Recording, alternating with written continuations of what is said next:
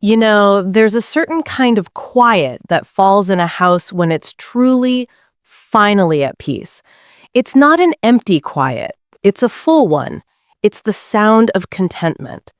I'm sitting in my living room right now, listening to that quiet, and I can hardly believe I'm here. That this house, which was once the source of my greatest heartache, is now my sanctuary. It's funny, the things we do for family, the sacrifices we make, the lines we blur, all in the name of love. We think we're building a fortress, a legacy that will stand long after we're gone. But sometimes, without us even realizing it, we're not building a fortress at all. We're building a cage. And the most painful part? Sometimes the very people you built it for are the ones who lock the door. This story, it's the hardest one I've ever had to tell. It's about my husband's final gift. It's about my son's betrayal. And it's about the night he looked at me, the mother who gave him life, and decided my place was in the garage. This is the story of how I lost everything I thought was my life and found myself in the wreckage. Before I go any deeper, if you have a heart that has ever been broken by someone you trusted, if you've ever felt the sting of ingratitude from a person you'd lay down your life for, then you and we already understand each other. This channel and you listening right now, you've become my chosen family. If you'd like to stand with me to hear more stories of survival and quiet strength, please take a second and click that subscribe button.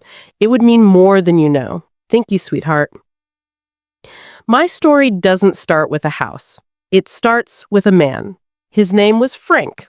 Saying his name still brings a smile to my face, even after all this time.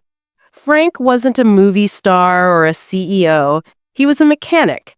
He came home with grease under his fingernails and the scent of engine oil that no amount of lava soap could ever fully wash away.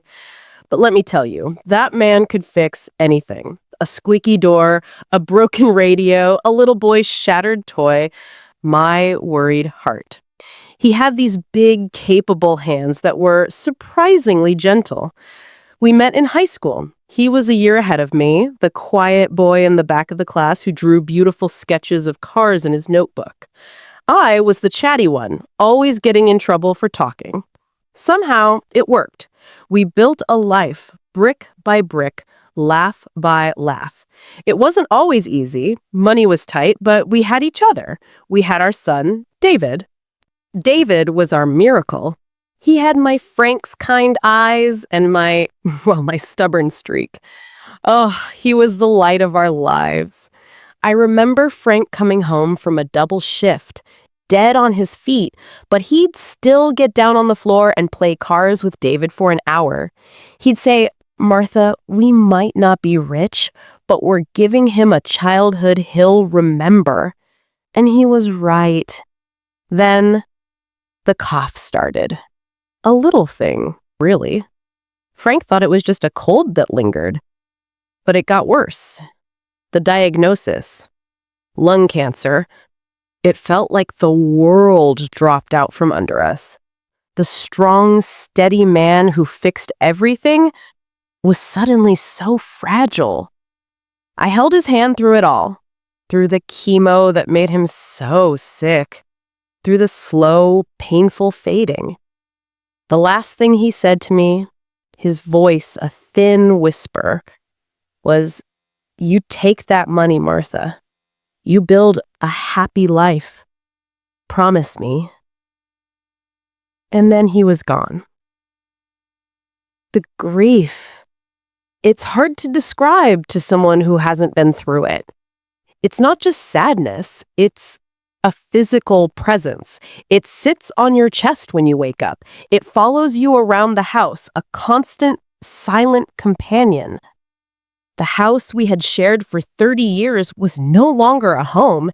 It was a museum of memories, and every room was an exhibit of my pain. His chair was empty. His side of the bed was cold.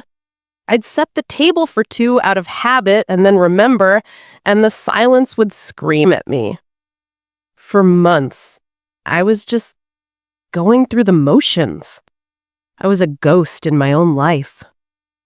David, he was my rock during that time. He was a young man then, 25, trying to make his way in the world at a stressful sales job in the city. But he came over every single weekend. He'd mow the lawn, his face set in a determined line just like his father's. He'd fix the leaky faucet I'd been ignoring. He'd take me to the grocery store. And he'd just sit with me. We didn't always talk. Sometimes we'd just watch those old black and white westerns that Frank loved, and David would hold my hand when he saw the tears rolling down my cheeks. It was on one of those quiet Sundays, over a meatloaf I'd made from Frank's mother's recipe, that he first brought it up. "Mom," he said, pushing his peas around his plate, "this house, it's too big for you. And it's full of Dad." I nodded, my throat tight. "I know, honey." "No, I mean, it's full of losing Dad," he said, his voice soft. "Everywhere you look, it's a reminder that he's gone. It's not healthy for you to be here all alone with all these ghosts." He was right, of course, but the thought of leaving was terrifying. This was the last place Frank had lived. "What if," David said, and I saw a spark in his eyes I hadn't seen in a long time. "What if we used Dad's money, the insurance money? What if we bought a new place? Together?" I looked up, startled. "Together?" "Yeah, a fresh start for both of us. You wouldn't be alone. I could help with the bills. It would be great for my budget, too. We could find a place with a nice garden for you, maybe a den for me. We could build something new, Mom. Something for the future. A place for you to be happy again, and maybe one day for me to start a family." A fresh start. The words were like a life preserver thrown to a drowning woman. A place without the ghost of Frank in the hallway, in the kitchen, in the empty chair. A home where I could watch my son build his life. The idea of grandchildren, oh, it lit a tiny, hopeful flame in my cold heart.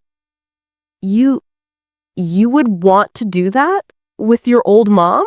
I asked, my voice trembling with hope. "Of course, Mom. It would be our adventure," he said, grinning Frank's grin. And just like that, the idea took root. It became our project, our shared mission. We got a realtor, a lovely woman named Susan. We spent our Saturdays driving around looking at houses. It was the first time I'd felt genuinely excited about anything since Frank died. And then we found it. The house. It was a ranch-style home, not too big, not too small, on a quiet tree-lined cul-de-sac. It was painted a soft, buttery yellow with white trim. It had a wide porch, perfect for a rocking chair. The moment I walked in, I felt it. Peace. The kitchen was sunny, with room for a big table. The backyard was a blank canvas, just waiting for a flower garden, and it had 3 bedrooms and a converted garage that the previous owners had used as a den, with its own separate entrance. "This is it, Mom," David whispered, squeezing my shoulder. "This feels like home." It did. It felt like a promise. The day of the closing was a blur of emotions. I signed my name over and over again, transferring every penny of Frank's insurance money into the down payment for this new house. It felt sacred, like I was physically building our new future with Frank's love. It was his final gift, our new beginning. We were at the big table, surrounded by papers. The lawyer was explaining things in a monotone, and then David leaned over to me. "Mom," he said quietly, "for my future, for my credit score and everything, it would really, really help if my name was on the deed too. It shows the banks I have assets. It's just a formality, but it would mean a lot." That little voice, the one that sounds like a mother's intuition, whispered a faint, almost inaudible warning. "Wait, this is your inheritance, Frank's gift, to you." But I looked at my son's hopeful, earnest face. This was my boy, my David. I had trusted him to hold my heart when it was broken. How could I not trust him with a piece of paper? He was my family. This was for our family. Of course, honey, I said, patting his hand. Whatever you need. And I signed the paper that put his name on the deed alongside mine. Moving in was a joyful chaos. We painted the walls together, a soft gray for the living room, a cheerful blue for the kitchen. David, strong like his father, moved all the heavy furniture. I unpacked boxes, carefully placing Frank's photo on the mantelpiece in the new living room. It felt right having him there, watching over our new beginning. Those first few months were some of the happiest of my life since Frank's passing. We fell into a comfortable rhythm. I'd make a big dinner, David would do the dishes. We'd watch movies and debate what to plant in the garden. He seemed lighter, less stressed from his job. The house was filled with the sound of our life together. His music from his room, the hum of the washing machine, our shared laughter. The silence was a comfortable one, a quiet filled with mutual respect and love. I felt Frank's presence not as a painful absence, but as a warm approval.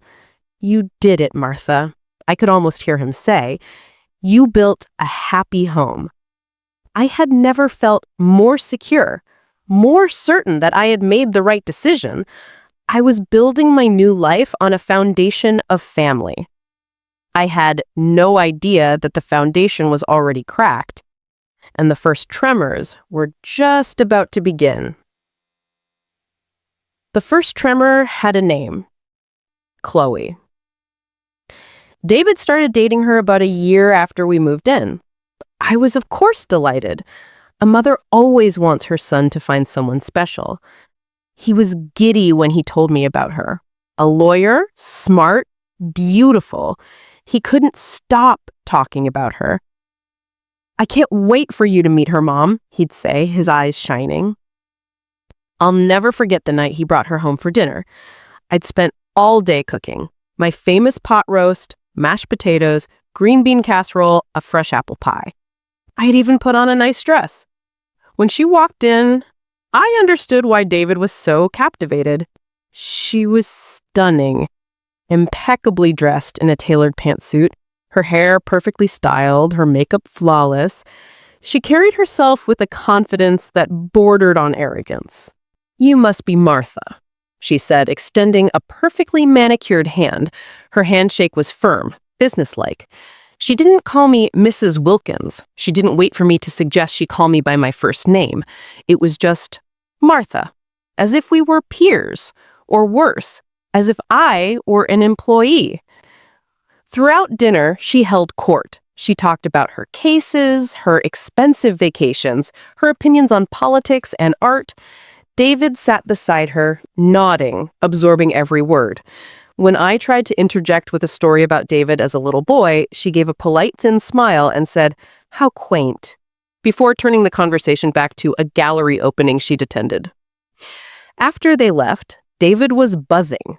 Well, what did you think? Isn't she amazing?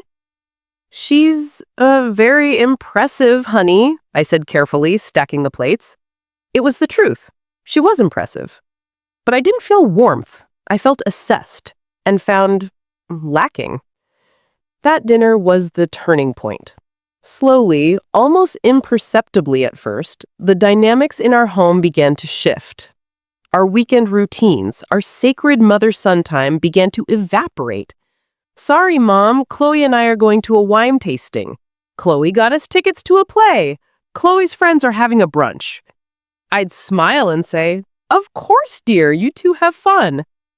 I didn't want to be the jealous, clingy mother-in-law. I wanted to be supportive. Then, Chloe started staying over. First, it was just on weekends, then a night or two during the week. Before I knew it, her expensive, sharp-smelling lotions and serums had colonized the bathroom counter, pushing my simple rosewater and Pond's cold cream to the edge. Her sleek, minimalist laptop charger was permanently plugged in next to the sofa. Her particular brand of almond milk was the only one in the fridge. Our home was becoming their home. I felt myself receding, becoming a background character in my own life. Dinner conversations were now dominated by their world, their friends, their work dramas, their plans. I'd sit at the table, the same table I'd bought for our family meals, and feel like an intruder. I'd try to share something about my day, about the novel I was reading or the bird I'd seen at the feeder, and Chloe would listen with that same polite, distant smile before launching into a story about a high-stakes corporate merger. One evening, I was at the kitchen sink, washing the dinner plates. The window was open a crack, and I could hear David and Chloe talking on the porch, their voices carrying clearly on the still night air. "David, be honest," Chloe was saying, her voice low and serious. "Doesn't it feel a little cramped in here sometimes? The energy's so stagnant. It's hard for us to really grow as a couple with this static presence always around." My breath caught in my throat. Static presence. She was talking about me. I stood frozen, a soapy plate in my hand, waiting for my son's response. He sighed. It's complicated. But this is her home too. Is it? Chloe's voice was sharp. You are her home, David. She's clinging to you. She needs to build her own life, find friends her own age. This isn't healthy for her or for us. We need our space. We need room to breathe. I didn't hear his reply. I put the plate down quietly and crept away from the sink, my heart pounding a sick, frantic rhythm in my chest. She was trying to remove me. And my son? He wasn't defending me? The hints started soon after. They were never direct, always cloaked in a false concern. "You know, Mom, that den is really quite nice," David said one day, apropos of nothing. "It's got great light in the afternoon. It's practically a little apartment." "It's a garage, David," I said, forcing a laugh. "It's where we keep the lawnmower." He didn't laugh. He just looked at me thoughtfully. "Just saying, it's a great space, very private." Another time, Chloe remarked, "Martha, you must get so tired climbing the stairs all the time. A single-level living situation is so much better for maturity." The comments were like little paper cuts, each one small, but collectively they were bleeding me dry. The atmosphere in the house grew thick with unspoken tension. I started spending more time in my bedroom just to avoid the feeling of being in their way. The final blow, the earthquake that shattered my world, came on a perfectly ordinary Tuesday. I remember the mundane details vividly, because they're burned into my memory alongside the pain. I had just gotten back from the grocery store. I was putting a gallon of milk in the refrigerator, the cold air brushing my face. David and Chloe were sitting at the kitchen table. They had that look, the same serious, we're having a business meeting look they'd had before. "Martha, can you sit down, please?" Chloe said.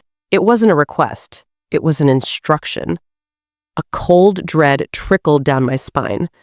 I slowly pulled out a chair and sat, folding my hands in my lap to keep them from shaking. David cleared his throat.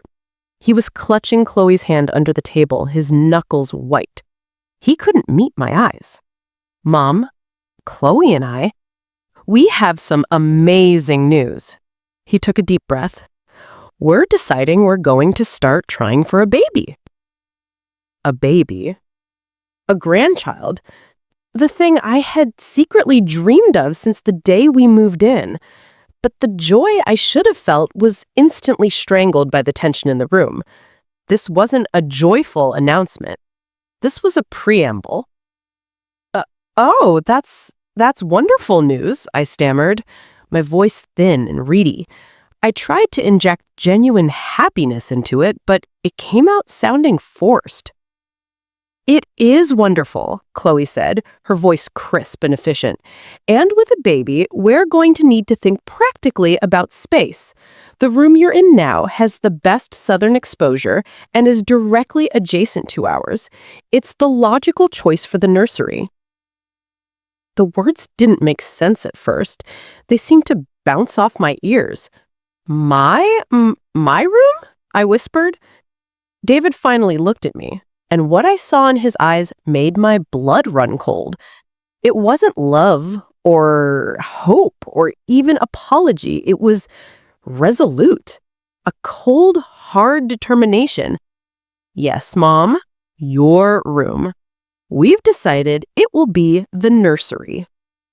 We've decided. The words hung in the air, final and absolute. They had sat at my table in the house I bought and decided which of my rooms I was no longer allowed to occupy. But where would I go? The question was a pathetic, helpless squeak. Chloe gestured with her chin towards the back of the house. The den is the perfect solution. It's dry, it's fully insulated, it has its own heating and cooling. We can move your bed and dresser in there. You'll have your own separate entrance, your own little space. It will give us all the privacy we need. It's really for the best, Martha. The garage. They were officially, calmly telling me to move into the garage, to make room for a hypothetical baby. They were evicting me from the bedroom I had chosen in the house I had bought. I looked at my son, my eyes begging, screaming without making a sound. David, my boy, look at me. See what you're doing. David, I managed to say, my voice cracking, You're asking me to move into the garage? He shifted in his seat, a flicker of discomfort crossing his face before it hardened again. Mom, don't be traumatic. It's not the garage, it's the den. And it's not like it's forever. It makes the most sense right now. For the family. For the family. Those 3 words were the cruelest part of all. They were a declaration that I was no longer part of the family. I was an inconvenience to it, a piece of furniture that needed to be rearranged to make space for the new, improved model. I didn't have any more words. A numbness spread through me, a shock so profound it muted everything. I stood up from the table, my movements slow and robotic. I didn't look at them. I walked out of the kitchen, down the hall, into my bedroom. I closed the door, leaned against it, and then slid down to the floor. I buried my face in the carpet, the same carpet I had picked out with such hope, and I wept. Great, silent, heaving sobs that felt like they were tearing me apart from the inside. The betrayal was so complete, so cold-blooded. It wasn't a crime of passion, it was a calculated corporate takeover of my life. The dream was not just dead, it had been murdered. And the murderers were eating apple pie at my kitchen table. The days that followed were a blur of profound disorientation. I was a ghost, haunting the corridors of my own life. I moved through the house like a shadow, silent and unseen. David and Chloe, meanwhile, acted as if everything was perfectly normal, as if they had simply discussed the weather. They began talking openly about their plans for the nursery. I'm thinking a soft, gender-neutral gray, very calming for an infant's development. I just shuffled past, my head down, my heart a stone in my chest. I slept in my bed, but it felt like I was trespassing. Every creak of the floorboards, every burst of their laughter from the living room felt like a personal violation. The lowest point came about a week after the decision. I was outside, trying to find some solace in my garden. My roses were beginning to bloom, their fragrance a sweet, cruel reminder of the beauty I had thought this place held. The kitchen window was open, and I heard Chloe's voice, clear and sharp, talking on the phone. I know, it's a little awkward, she was saying with a light laugh that made my skin crawl. But she'll adjust. She's from a generation that just accommodates. Honestly, the equity in this house is the real prize. David's name is on the deed, so legally, it's as much his as it is hers. Once she's comfortably settled out back, it'll officially feel like our house. She just provided the initial capital, the down payment. She just provided the initial capital. The words sliced through the last of my denial with the precision of a surgeon's scalpel. This wasn't about space for a baby. This was a cold financial takeover. I wasn't his mother. I was a source of capital, a stepping stone, a fool. In that moment, something inside me broke open. But it wasn't grief that spilled out. It was anger. A pure, clean, righteous fury that burned away the numbness and the despair. This was wrong. This was a perversion of everything Frank had worked for, everything I had sacrificed. This was not the future he had intended for his final gift. I would not go quietly into that garage. I would not be erased in my own home. But what could I do? I felt so powerless, an old woman against her son and his shrewd lawyer girlfriend. Then I remembered Eleanor. Dear Eleanor from my old book club. Her daughter, Rebecca, was a real estate lawyer. With trembling fingers, I dialed Eleanor's number. I didn't have to explain much before she was gasping in horror. Martha, that is unconscionable. You call Rebecca right now. Here is her number. You call her and you tell her everything. Hanging up, I felt a sliver of strength. I wasn't entirely alone. I took a deep breath and dialed Rebecca's office number. When she came on the line, her voice was calm and professional. This is Rebecca Alton. And I fell apart. The whole story came tumbling out in a choked, tearful rush. Frank's death, the inheritance, the dream of a new home, putting David's name on the deed, Chloe's arrival, the slow freeze, and finally, the demand that I relocate to the garage. Rebecca listened without interruption. When I was done, there was a moment of silence on the other end. I braced for her to tell me there was nothing she could do. Instead, she said, Martha, what they are doing is morally reprehensible, and legally, it may be very actionable. The money you used for the down payment came from a life insurance policy. In the eyes of the law, that is often considered separate property. It was yours, and yours alone, before it ever went into that house.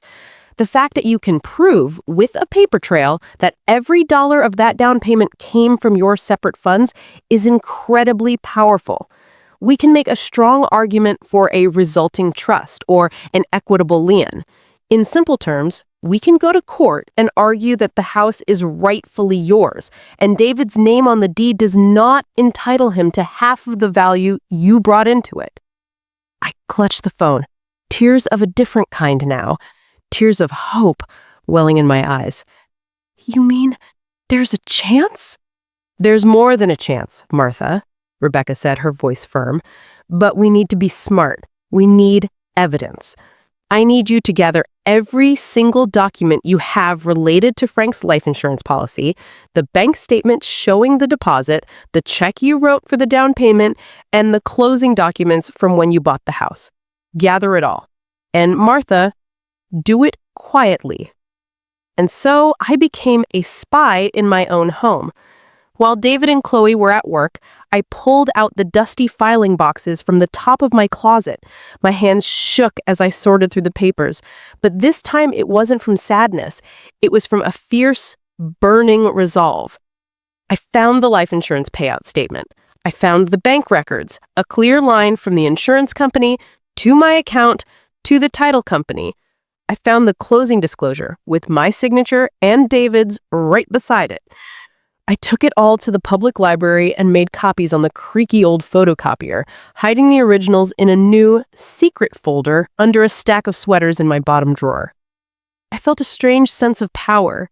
I was taking back control, one piece of paper at a time. A week later, I sat in Rebecca's sleek, modern office. She spread the documents out on her large glass desk, her eyes scanning them quickly. She nodded, a a slow smile spreading across her face. "This is perfect, Martha. It's a textbook paper trail. You've done brilliantly." She looked up at me. "Are you ready for the next step?" I took a deep breath. My heart was pounding, but my voice was steady. "I am." "Good. We are going to send them a formal demand letter. It will state your legal claim to the property based on your separate property contribution. It will demand that they sign a quitclaim deed removing David's name from the title. If they refuse, we will file a lawsuit for partition and quiet title. Essentially, we ask a judge to declare you the sole owner. Given the clarity of your evidence, I doubt they will want to fight this in open court. It would be very embarrassing for them." I signed the paper she put in front of me. My signature was strong and clear. The letter arrived 2 days later. I saw the mailman hand David the thick, legal-size envelope. He brought it inside, a curious frown on his face. He opened it at the kitchen table while Chloe peered over his shoulder. I stood in the doorway to the living room, partially hidden, my arms crossed over my chest. I watched his face. I saw the confusion as he read the first paragraph, then the shock, his eyes widening, then the disbelief, his mouth falling open, and finally a rage so pure and ugly it transformed his features into those of a stranger. He spun around, the paper crumpled in his fist, his face a mottled shade of purple. "What the hell is this, Mom?" he roared, his voice shaking the quiet of the house. Chloe snatched the letter from him. As her eyes scanned it, her face, usually a mask of cool composure, drained of all color, her lips pressed into a thin white line. "It's a notice," I said, my voice unnervingly calm. It was the calm of someone who had already endured the worst pain imaginable. There was nothing left to fear. I am the sole beneficial owner of this house, and it gives you 30 days to vacate the premises. The silence that followed was thicker and heavier than any I had ever experienced. "You can't do this," Chloe shrieked, her voice shrill and breaking. "This is illegal. This is our home. David's name is on the deed." "His name is on the deed," I repeated slowly, locking eyes with my son. "My husband's inheritance is in the foundation. And you told me to sleep in the garage." David stared at me, his eyes filled with venomous hatred I didn't know he was capable of. "You selfish, miserable old woman! You're kicking your own son out on the street? Your own flesh and blood? For what? Because your feelings got hurt?" His words were meant to shatter me, but they bounced off the armor my anger had forged. "No, David," I said, my voice still quiet, but ringing with finality. "I'm not kicking my son out. My son was the little boy who held my hand when his father died. The man standing in front of me is a stranger. That stranger didn't want a mother. He wanted a tenant for his garage. So now he and his girlfriend can find their own garage to live in." The weeks that followed were an ice age. They packed their belongings in a storm of slammed doors and muttered curses. They refused to speak to me, communicating only through terse notes left on the counter about moving truck schedules. The house echoed with their angry energy. The day they finally moved out, David stood on the front porch, his belongings and boxes on the lawn. He turned and looked at me with pure, undiluted contempt. "You hope you're happy," he spat, his voice trembling with rage. "I hope you enjoy your big, empty, lonely house. You've chosen a building over your own family. You're going to die alone in here." Then he turned, got into his car, and drove away. I stood in the doorway watching his car disappear down the cul-de-sac. The silence that descended was immediate and absolute. It was the silence of a battlefield after the war is over. I was alone. The silence in the days and weeks that followed was a living thing. It was immense, heavy, and hollow. I walked from room to room, a tiny figure in a suddenly cavernous space. I saw the ghost of David's presence everywhere. A scuff on the wall from where his dresser had been, a dusty outline on the floor, the empty spot in the garage where he used to keep his weights. The pain was a physical ache, a constant companion. I wasn't crying for the man who had left. That man was a stranger. I was crying for the little boy who was gone forever. I was crying for the dream of a family, of grandchildren running through these halls that had been so brutally annihilated. I was crying for Frank and the terrible, twisted outcome of his beautiful final gift. But slowly, as the weeks turned into a month, something began to shift. The heavy, painful silence began to soften. It became just quiet. And in that quiet, I started to hear myself again. My own thoughts, my own desires. The person I was before I was just David's mom or Frank's widow. I realized I didn't need or want this big empty house all to myself. But I did need a home. The idea of selling it felt like another defeat. This was my house. I had fought for it. I had to make it a home on my own terms. I remembered a flyer I'd seen at the community college for a Golden Girls-style housemate matching service for mature adults. On a whim, I called. I was put in touch with two women. Betty was a widow, like me. She had a warm, crinkly-eyed smile and had lost her husband around the same time I lost Frank. Carol was a retired English teacher, sharp as a tack with a wonderfully dry sense of humor. We met for coffee, and we talked for 3 hours. We talked about our losses, our fears, our hopes for this next unexpected chapter of our lives. They needed a place, and I needed the company. They moved in a month later, and the house, it came back to life. But this time, it was a different kind of life, a chosen life. Betty and I have coffee in the garden every morning. Carol reads poetry out loud sometimes in the evenings. We turn the dining room into a puzzle room, a massive jigsaw always in progress on the table. We laugh. Oh, we laugh so much. We watch old movies and critique them mercilessly. We support each other through bad days and celebrate the good ones. And my bedroom? It's still my bedroom. It's my sanctuary, filled with my books and my photos of Frank. The room that was almost a nursery is now a cozy guest room for when Betty's granddaughter visits. The garage? We didn't just leave it as a den. Oh no. We transformed it. We painted the walls a bright, cheerful yellow. We bought secondhand easels and a giant, messy craft table. It is now our creation station, filled with fabric, yarn, watercolor paints, and the glorious, happy mess of 3 women who are finally, truly living for themselves. This house is finally, authentically a home. It's not built on obligation or sacrifice, but on mutual respect, friendship, and chosen family. It's the home Frank's gift was always meant to create, a place of happiness and peace. I don't know if I'll ever hear from David again.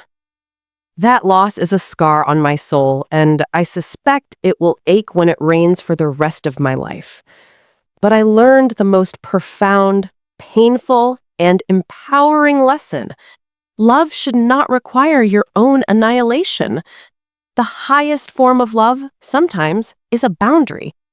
It's loving yourself enough to say, no, you cannot treat me this way. I am worthy of respect. Not even you, my child, have the right to diminish my light. I honored Frank's memory. I honored my own worth.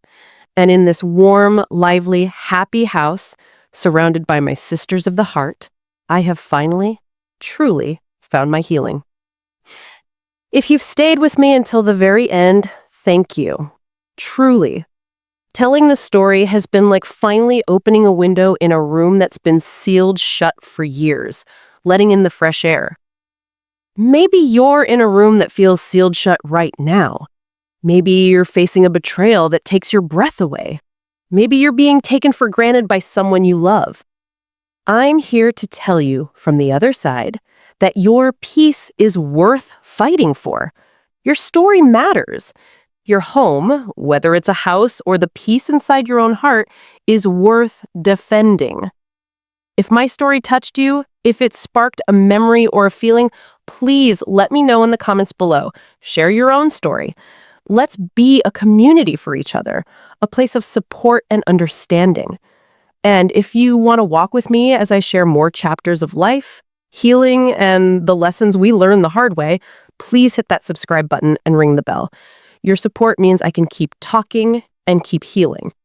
And if you know someone who needs to hear this, a friend, a sister, a mother, please share this video with them. Let them know they are not alone and that it is never too late to stand up, to reclaim your space, and to build a new kind of home. Thank you for listening. Thank you for being my chosen family tonight. God bless you all, and I'll see you in the next video.